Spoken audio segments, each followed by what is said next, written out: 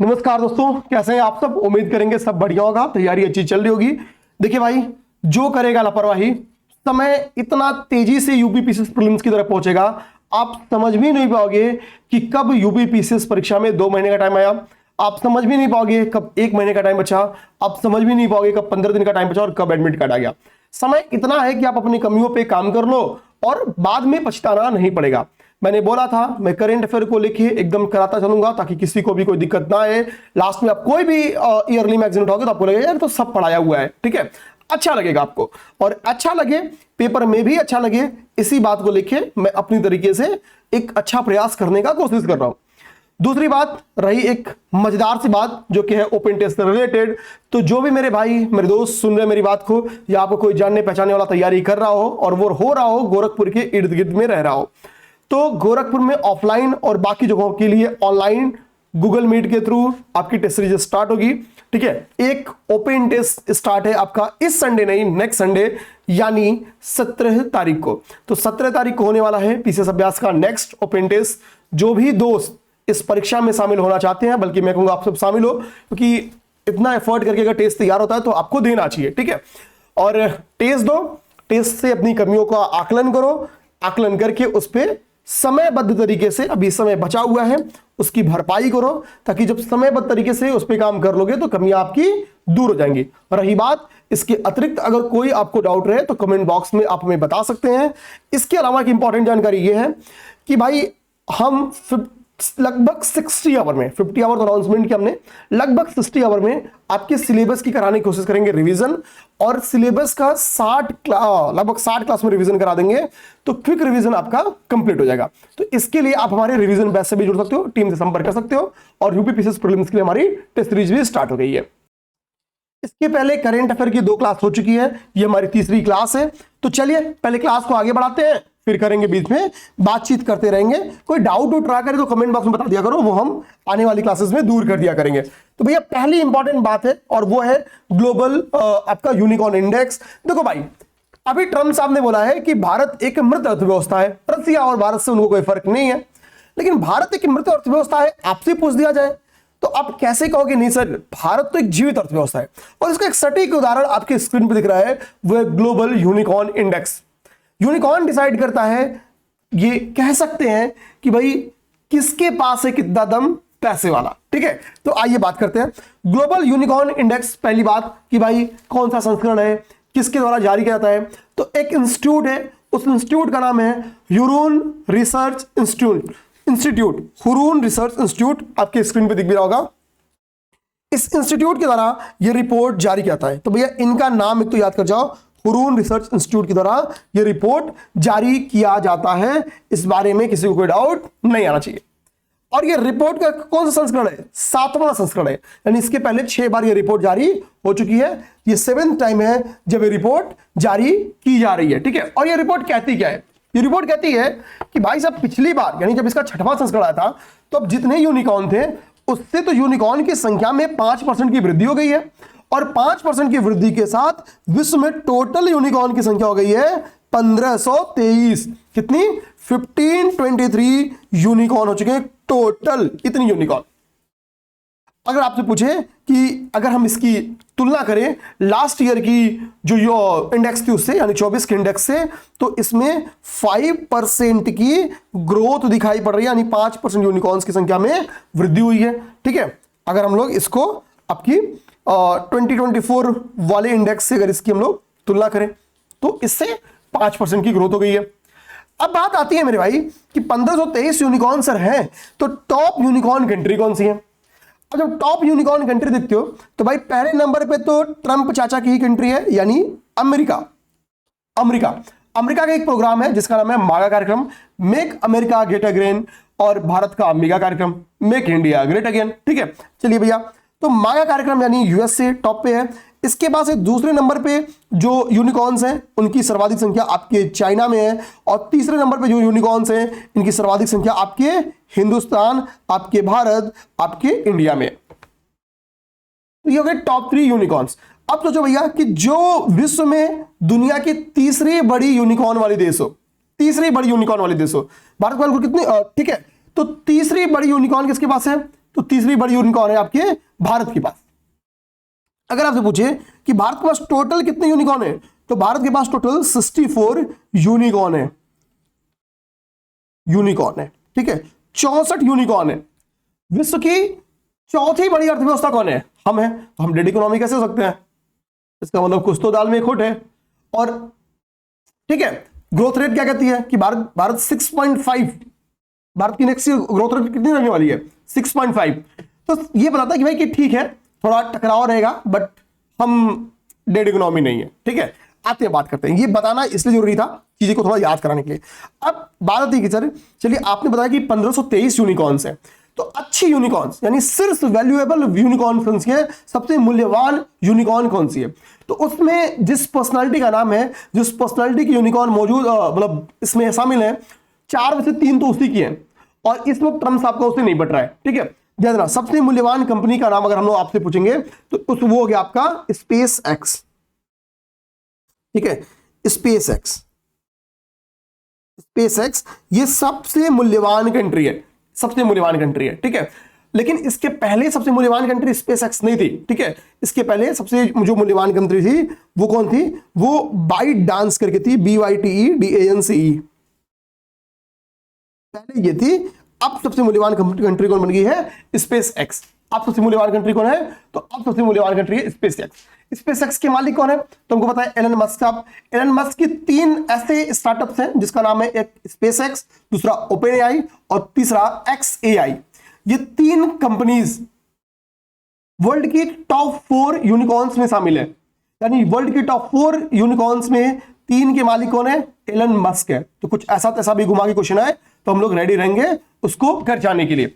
अब मैंने नेक्स्ट लिखा है कि सर जो आपने बोला कि 64 यूनिकॉर्न कहां पे मौजूद है? 64 यूनिकॉर्न तो भारत में है। तो भारत का वो कौन सा शहर है सर जो सर्वाधिक यूनिकॉर्न्स रखता है? मतलब सर्वाधिक स्टार्टअप्स में जो कौन सा ऐसा है जो शहर अग्रणी है, या स्टार्टअप्स के सर्वाधिक हेडक्वार्टर्स कहां पे है? तो सिंपल सी बात है, स्टार्टअप्स के मामले में आपका बेंगलुरु टॉप पे रहता है। तो ठीक है, सिर्फ मूल्यवान जो यूनिकॉर्न वाली आपकी शहर है उसका नाम है बेंगलुरु, उसका नाम है बेंगलुरु। ठीक है, तो यहां पे हम लोग लिख देंगे इसका आंसर बेंगलुरु, बेंगलुरु, बेंगलुरु। सेकंड में आपका है मुंबई,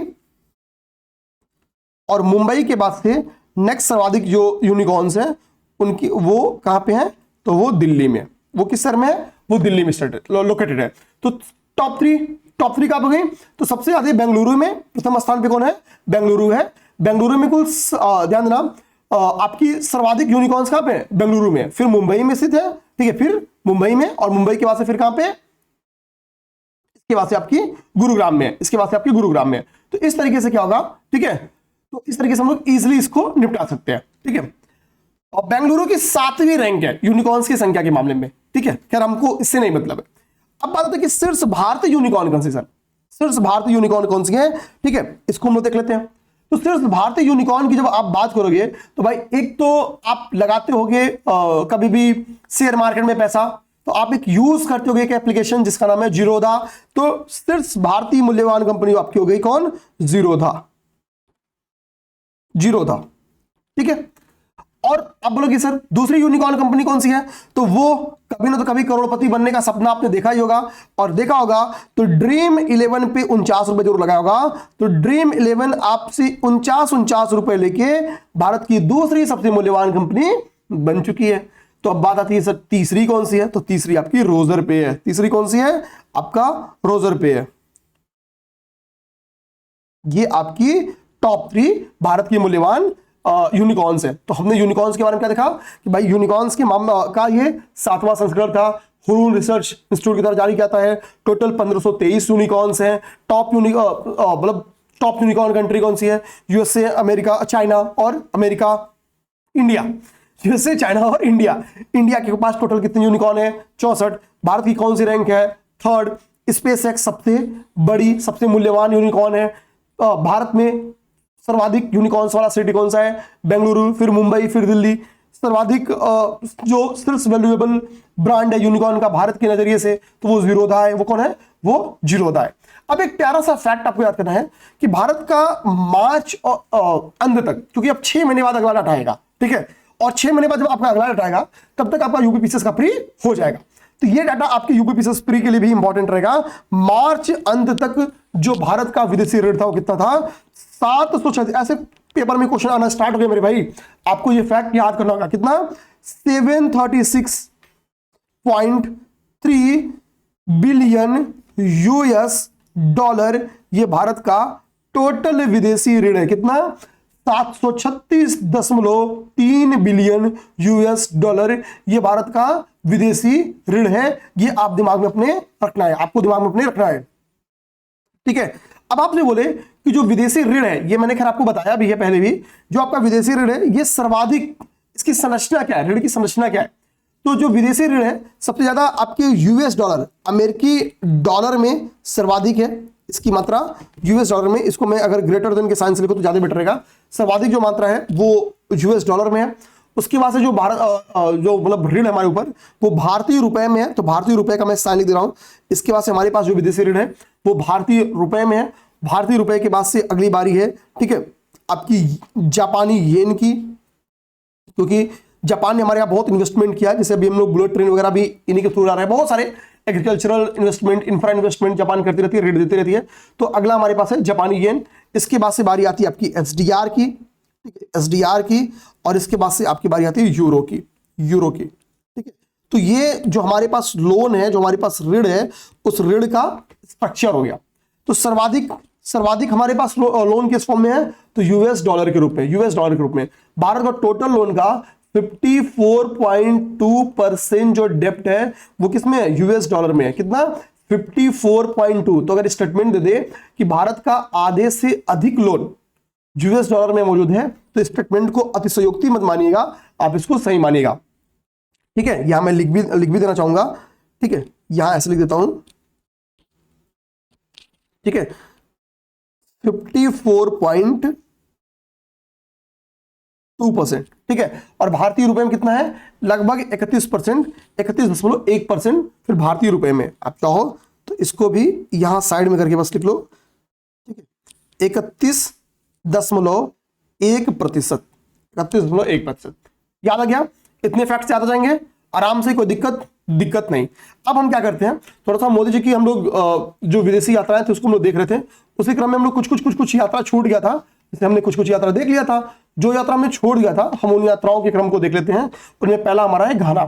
तो मोदी जी जुलाई की जब यात्रा स्टार्ट करते हैं, तो जुलाई माह में मोदी जी पहली बार जिस देश जाते हैं उस देश का नाम है घाना।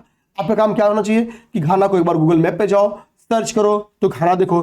जब आप घाना देखोगे तो बहुत सी चीजें आपकी दिखेंगी। अब देखो क्या क्या लिखा हूं मैं। आपको ये नहीं याद करना कि मोदी जी यहाँ पे 2 और 3 जुलाई को निकले। मोदी जी एक्चुअली 2 से 3 जुलाई को जब निकले थे, तो मैंने आपको क्रम बताया था कि मोदी जी सबसे पहले 2 से कहाँ जाते हैं, तो मोदी जी सबसे पहले घाना जाते हैं। घाना के बाद से मैंने आपसे बताया कहाँ जाते हैं, त्रिनिदाद एवं टोबैगो जाते हैं। वहां के बाद से अर्जेंटीना जाते हैं, फिर कहाँ जाते हैं, ब्राजील जाते हैं, फिर कहाँ जाते हैं, नामीबिया जाते हैं, ठीक है। तो हमने बहुत से फैक्ट्स पढ़ लिया था, इससे नामीबिया और ब्राजील वाला फैक्ट में पढ़ लिया था। तो हमको अभी क्या देखना है, आज हम लोग घाना देखेंगे। घाना के बाद से, अच्छा आज बस घाना दिखा रहा है, कोई नहीं। अच्छा देखिए अर्जेंटीना, भारत अर्जेंटीना इधर है, हो जाएगा। भारत अर्जेंटीना देखेंगे, ठीक है। अच्छा यहाँ पे देखिए भारत त्रिनिदाद और टोबैगो तीनों आज देख लेंगे। नोट्स के अकॉर्डिंग तीनों लोग तुरंत का तुरंत देखने वाले हैं। तो जुलाई माह में मोदी जी ने जिन जिन जो 5 यात्राएं की वो हम सभी के सभी समाप्त कर देंगे। आइए अब हमको देखते हैं, कह रहा कि आफ्टर 3 डेकेड, ये मैंने क्या लिखा है कि क्या 3 डेकेड के बाद मोदी जी वहां पे गए थे, तो आंसर आएगा नहीं। कह रहा है कि लगभग 3 दशक के बाद किसी भारतीय प्रधानमंत्री की घाना यात्रा थी। यानी किसी भी भारतीय पीएम की ये 3 डेकेड बाद वहां पे यात्रा थी। इसके पहले 3 दशक पहले, 3 दशक पहले कोई भारतीय पीएम वहां पे गया था, तो ये हमारे लिए बहुत इंपॉर्टेंट बात बन सकती है, ठीक है।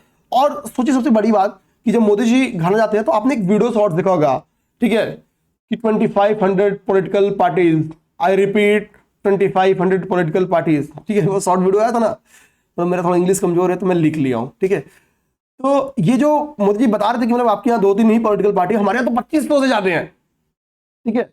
फिर बोलते हैं I repeat 2500 plus political parties. Modi ji का स्टेटमेंट है।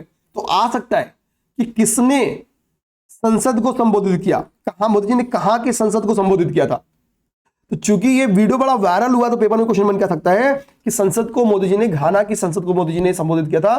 जो शॉर्ट वीडियो वायरल हो रहा है वो यहीं की है। और कैपिटल क्या है घाना की? कैपिटल क्या है मेरे भाई? अकरा। अकरा घाना की कैपिटल क्या है? तो घाना की कैपिटल अकरा है। अब भाई मोदी जी वहां पे जाएंगे तो मोदी जी जाए और घाना तीन सम्मान ना दे। घाना को भी तो पता है कि मोदी जी जहां जा रहे हैं, श्रीलंका गए तो मित्र विभूषण पा गए, जहां जहां जा रहे हैं वहां वहां सिर्फ सम्मान पा रहे हैं। तो घाना बोलेगा हमारे यहाँ राष्ट्रीय सम्मान क्या जो हम मोदी जी को दे सकते हैं। तो घाना का जो राष्ट्रीय सम्मान है उसमें एक वर्ड है ऑफिसर, आपको ऐसे याद करना है। ऑफिसर नामक जो राष्ट्रीय सम्मान है किसको मिला? तो वो मोदी जी को मिला। सम्मान का नाम है officer of the order of the star of घाना। क्या नाम है? Officer of the order of the star of घाना। ये अवार्ड मोदी जी प्राप्त किया। मैं लिख देता हूं, ठीक है, यहां पे लिख देता हूं, ठीक है। ऑफिसर ऑफ द ऑर्डर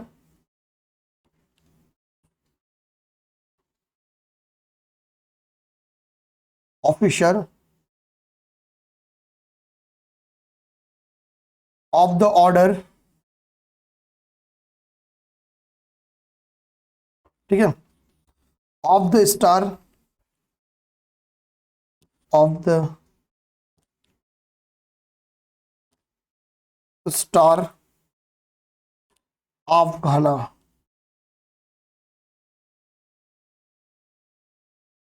ये वो सम्मान है जो किसको मिला? जो कि मोदी जी को यहां पे प्राप्त हुआ। ठीक है, ध्यान रखो।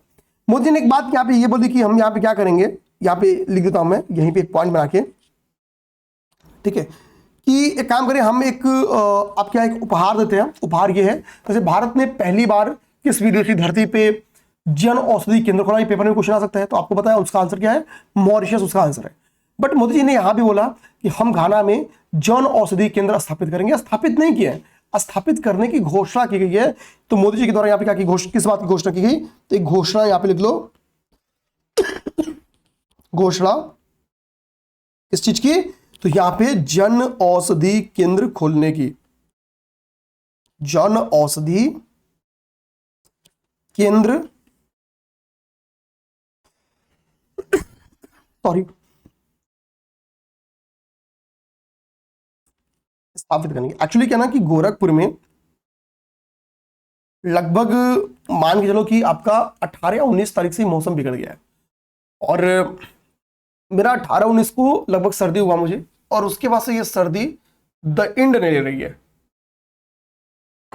थोड़ा मोड़ा ही सही, बट ये मौजूद है मेरे पास किसी ना तो किसी रूप में।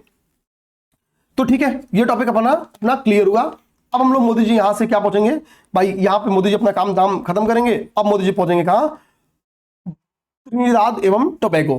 ठीक है, त्रिनिदाद एवं टोबैगो ये कैरिबियन कंट्रीज हैं, तो यहां पहुंचेंगे। ठीक है, त्रिनिदाद एवं टोबैगो। अब हमको त्रिनिदाद और टोबैगो में क्या हमारे लिए इंपॉर्टेंट है वो हम लोग देखना स्टार्ट करते हैं। बहुत ज्यादा नहीं इंपॉर्टेंट है, बट कुछ कुछ इंपॉर्टेंट है। जैसे मोदी जी यहां जाते हैं तो यहां भी मोदी जी को कुछ अवार्ड्स मिलते हैं, यानी राष्ट्रीय सम्मान मिलता है। तो जो मोदी जी को त्रिनिदाद एवं टोबैगो में राष्ट्रीय सम्मान मिलता है वो है the order of the Republic. याद करना, the order of the Republic of country का नाम त्रिनिदाद एवं Tobago. The order of the Republic of country, मतलब त्रिनिदाद एवं टोबैगो, ये अवार्ड पाते हैं। तो लिखिए the order of Republic, the order, ठीक है, of Republic of Republic of Trinidad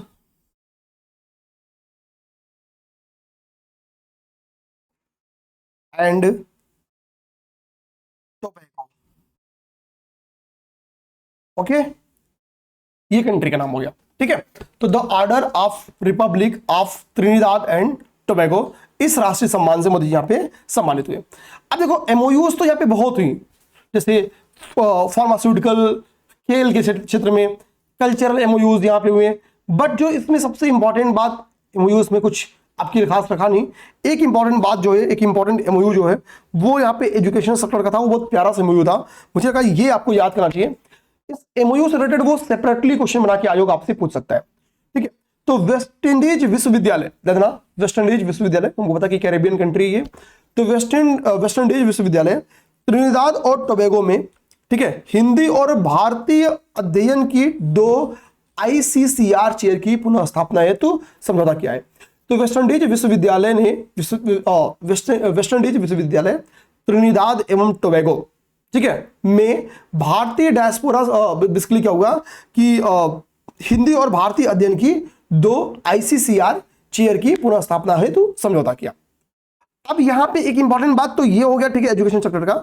एक इसके बाद एक इंपॉर्टेंट बात यहां पे OCI कार्ड को भी लेके, यहां पे एक इंपॉर्टेंट बात आपके OCI कार्ड को लेके लिखा गया। OCI कार्ड को लेके क्या लिखा गया है कि भारतीय डायस्पोरा की 6ठी पीढ़ी तक OCI कार्ड सुविधा का विस्तार करने की घोषणा की गई। पहले ये कितनी थी? पहले ये केवल 4थी पीढ़ी तक थी, और अब इसका विस्तार करके कहा किस पीढ़ी तक कर दिया गया? 6ठी पीढ़ी तक। हमको पता है कि भारतीय डायस्पोरा यहां से किसी न तो किसी कारण से अंग्रेजों के द्वारा वहां बसाया गया, ठीक है, कैरेबियन कंट्रीज में। तो अब तक OCI कार्ड त्रिनिदाद एवं टोबैगो की लोग क्या है, केवल 4 पीढ़ी तक OCI कार्ड धारक बन सकते थे, बट अब इसका विस्तार करके कितना कर दिया गया? 6 पीढ़ी कर दिया गया। कितनी पीढ़ी कर दिया गया? 6 पीढ़ी। तो 4 पीढ़ी का विस्तार, 2 पीढ़ी और विस्तार कर दिया गया। तो ये पेपर में क्वेश्चन बन के आ सकता है, आप सब रेडी रहना, ठीक है। चलिए अब बारी आती है अर्जेंटीना। मोदी जी यहां से निकलेंगे और मोदी जी कहां पहुंचेंगे? अर्जेंटीना पहुंचेंगे। तो मोदी जी अर्जेंटीना जाते हैं, और आपको जान के देखो, अर्जेंटीना भारतीय जो राष्ट्राध्यक्ष है और जो शासनाध्यक्ष है, कभी ना कभी गए हैं, लेकिन बायलेटरल विजिट कभी नहीं हुआ। तो मैंने इसी के लिए क्लियर यहाँ पे एक हेडिंग डाली, आप लोग बहुत ध्यान से देखना। तो आपको अर्जेंटीना वाले टॉपिक में आपको एक हेडिंग दिख रहा होगा, और हेडिंग का नाम ही मैंने, सब हेडिंग का नाम ही क्या लिखा है? मैंने सब हेडिंग का नाम ही मैंने, मेरे भाई, लिखा है बायलेटरल विजिट। बायलेटरल विजिट मैंने नाम क्यों लिखा?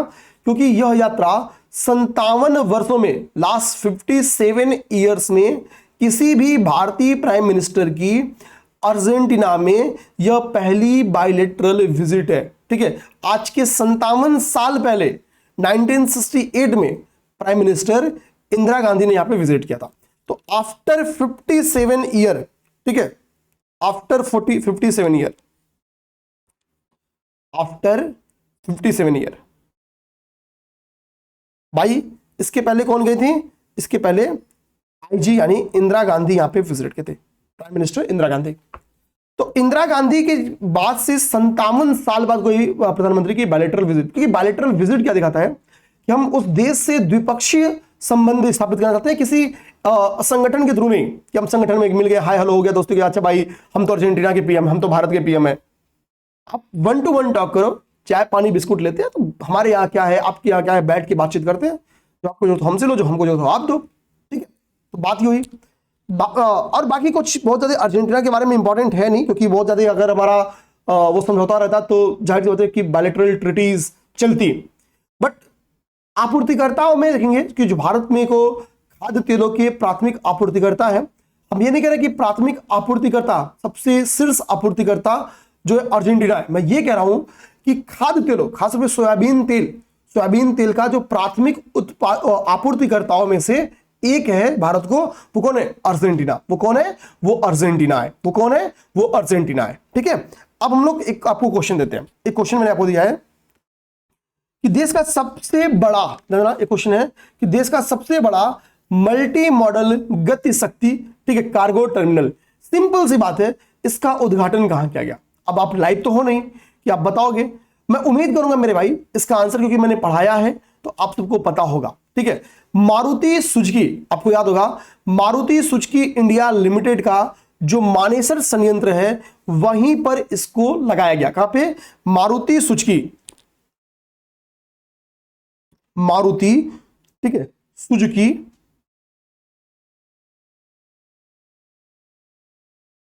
इंडिया की जो मानेसर संयंत्र है,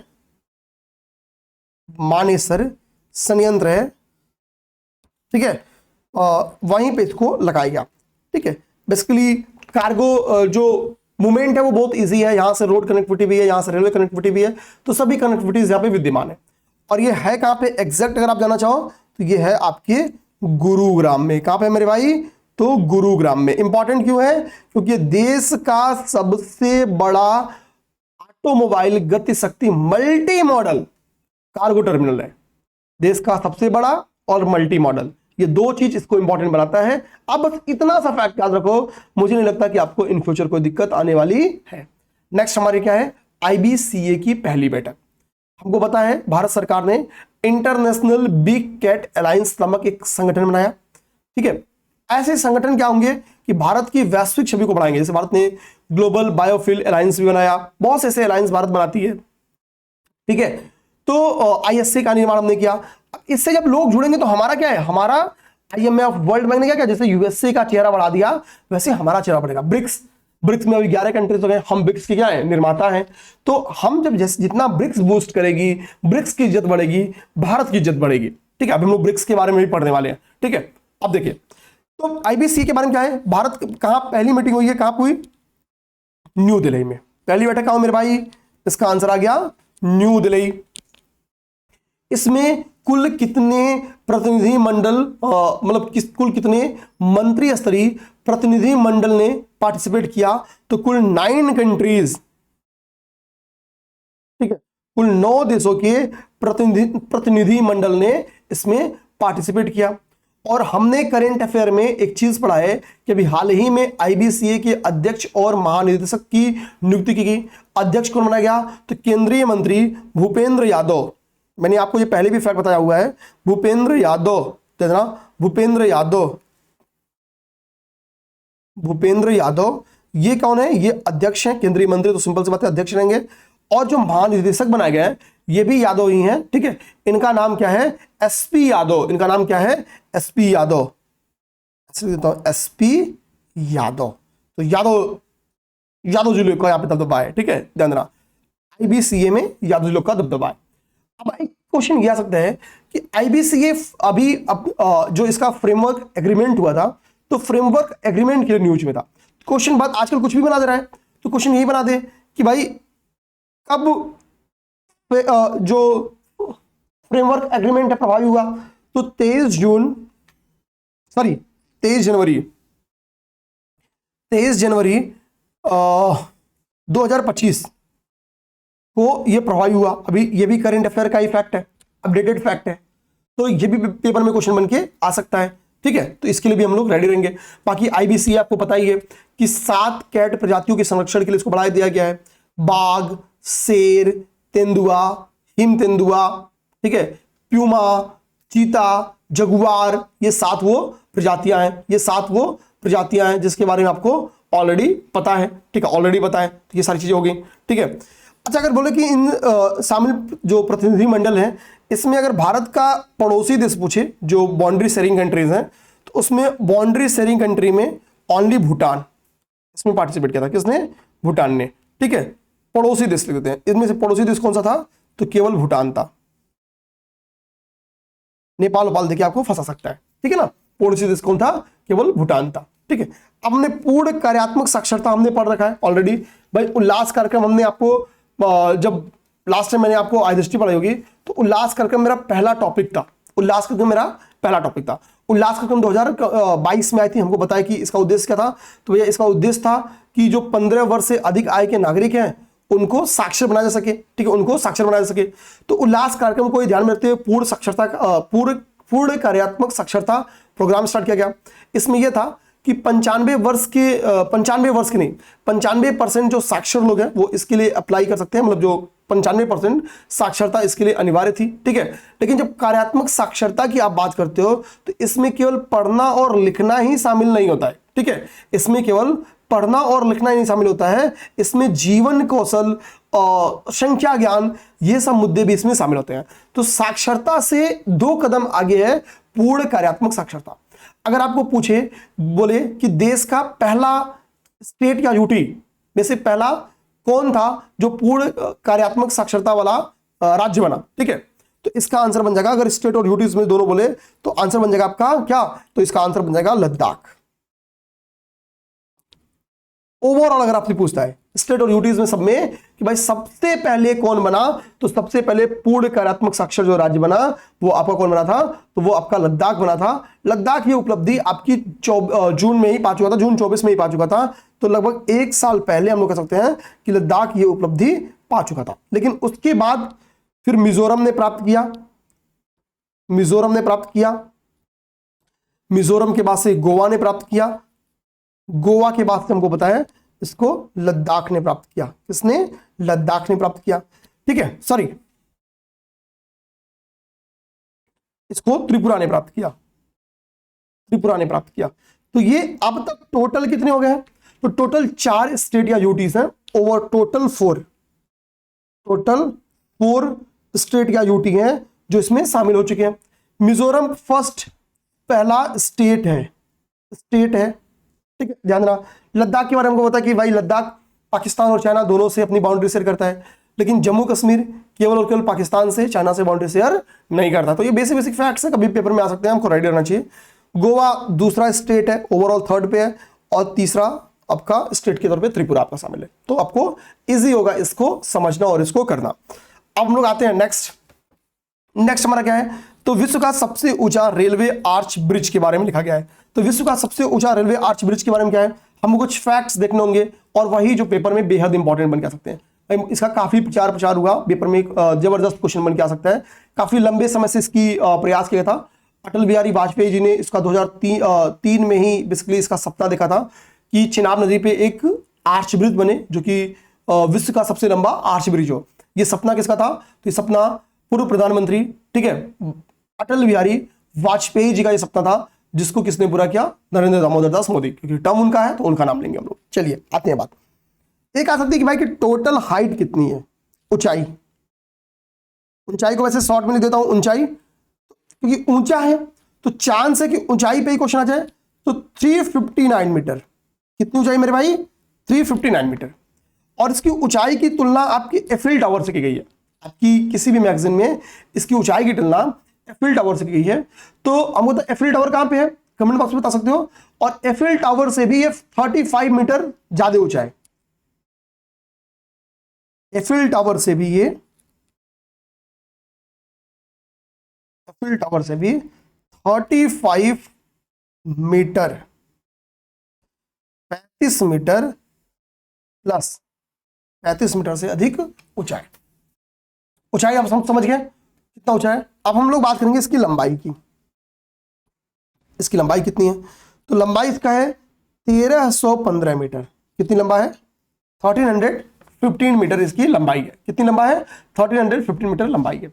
अब इसकी क्षमता समझते हैं। तो देखो भाई, ऐसा ना हो कि गिर जाए, तो बोला कि भाई इसको ऐसा बनाए हैं कि 120 ईयर तक इसका कुछ बिगड़ेगा ही नहीं। कहेंगे कैसे नहीं बिगड़े सर? ये हिमालय में है, हिमालय तो भाई भूकंप प्रवण क्षेत्र है, तो कितने रिक्टर तक का सर ये भूकंप सह सकता है? तो भाई 8 रिक्टर स्केल तक का ये भूकंप सह सकता है। अर्थक्वेक, ये क्या है? ये आपकी EQ अर्थक्वेक के बारे में लिखा हूं, ठीक है, अर्थक्वेक की बात कर रहा हूं, ठीक है, हटा देता हूं, आप समझ तो गए हैं। इतने रिक्टर स्केल तक का ये क्या कर सकता है? सह सकता है भूकंप। भैया तेज हवाएं चलती हैं हिमालय में, तेज हवाएं चलती हैं, तो कितनी तेज हवाएं सह सकता है? तो भैया अगर 200 आई थिंक 40 है या 60 है, ठीक है, ये फैक्ट थोड़ा मुझे देखना पड़ेगा, 60 है, 260 किलोमीटर पर आवर इतनी तेज भी अगर हवा चले तो उस हवा को भी ये बर्दाश्त कर सकता है। तो भविष्य को ध्यान में, क्लाइमेट चेंज को भी ध्यान में रखते हुए इसको तैयार किया गया है। इतनी इसकी क्षमता है और इसी के लिए कहा जा रहा है कि भैया ये कितना 120 ईयर तक चल सकता है, इसकी लाइफ साइकिल हो सकती है। ओके, आगे बात समझ में। अब इसको बनाया, इसका निर्माण किसके द्वारा किया गया है? तो निर्माण में तो इसकी बहुत सी एजेंसियों की भूमिका है, लेकिन जो मेनली भूमिका है इसमें वो Konkan railway corporation, railway corporation plus देश की विभिन्न IITs ने इसको तकनीकी मदद किया, प्लस DRDO, ओके। कितना अगर आपसे पूछा जाए बजट लगा, तो इसको तैयार करने में लगभग 1500 करोड़ रुपए लगे, 1416 करोड़ रुपए इसका बजट आया। इतना इसमें रुपए खर्च होते हैं, कितना? 1486 करोड़ रुपए इसमें खर्च होते हैं। इतने रुपए इसमें खर्च होते हैं। बाकी मैंने आपको बता दिया, अटल बिहारी वाजपेयी जी की ये संकल्पना थी, ठीक है। अब हमारी चूंकि टारगेट ये 35 मिनट की क्लास का, तो लगभग हमारा 35 मिनट का क्लास पूरा हो गया है। नोट्स आप देख सकते हो कि ज़्यादा ही बना है। हमने यहाँ पे डिजिटल इंडिया मिशन का, स्मार्ट सिटी मिशन का, अमृत मिशन के 10 वर्ष हो गए, तो तीनों के बारे में हम लोग देखने वाले थे, ठीक है। बट अपने पास ठीक टाइम नहीं, तो आगे बढ़ते हैं। ब्रिक्स भी हम लोग देख लें, तालिबान वाला पॉइंट देखना है, ठीक है। एक मैंने होमवर्क आपको दिया था, होमवर्क वो छूट ना जाए, इसके लिए मैं होमवर्क आपको करवा देता हूँ, ठीक है। मुझे याद है, तो एक सेकंड रुकिए, मैं होमवर्क पहले पलट लेता हूँ, ठीक है। मैंने होमवर्क आपको दिया था। होमवर्क आप सबको पता होगा, एक मैंने बुक पूछा था आपसे, और वो बुक से ही मैंने आपको होमवर्क दिया हुआ था, ठीक है। तो चलिए पहले होमवर्क एक बार कर लेता हूं।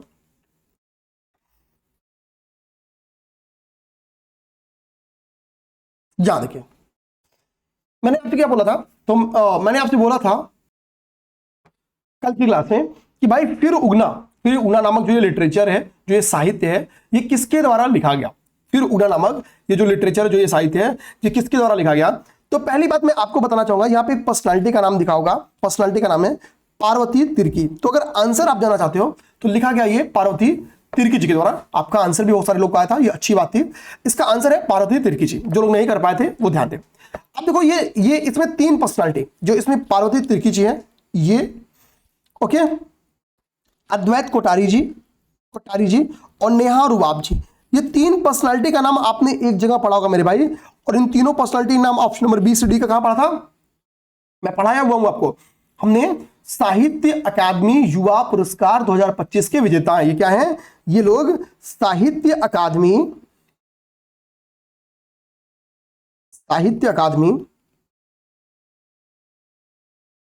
युवा पुरस्कार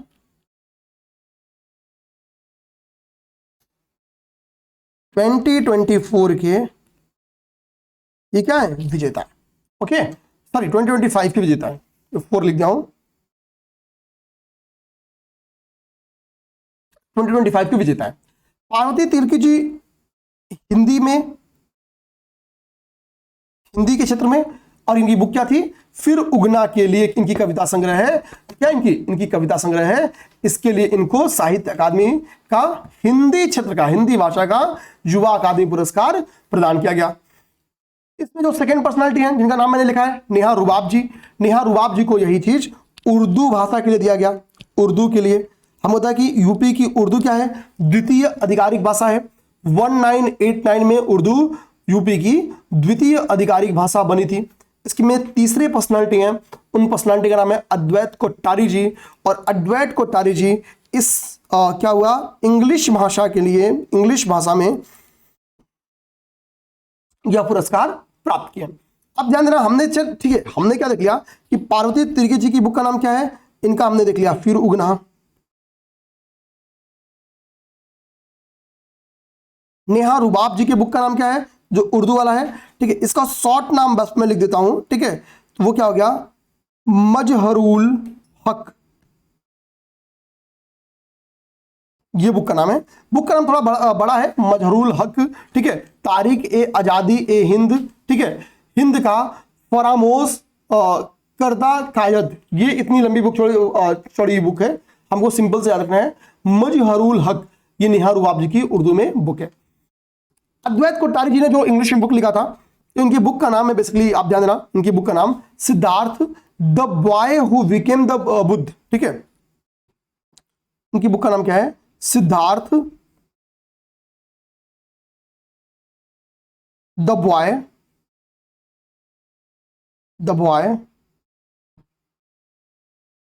हु बिकेम